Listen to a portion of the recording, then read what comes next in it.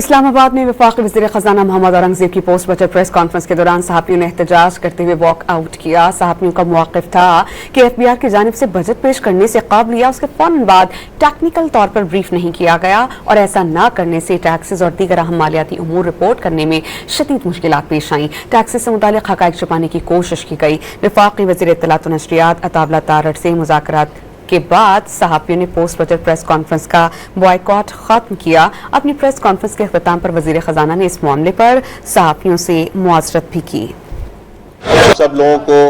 آپ سب لوگوں کو جو پریشانی ہوئی اور جس کی وجہ سے آپ نے تھوڑی دیر کے لیے آپ یہاں موجود نہیں تھے، so first of all I regret کہ اگر اس قسم کی کوئی چیز ہے، لیکن دیکھیے میں آپ کو بڑی کلیئر بات کرتا ہوں، ٹریڈیشنز کو ہمیشہ برقرار رکھنا چاہیے، لیکن آپ نے دیکھا ہے پچھلے سال کے دوران چیئرمین ایف بی آر خود آپ کے سامنے پیش ہوتے رہے ہیں، میں آپ کے سامنے پیش ہوتا رہا ہوں۔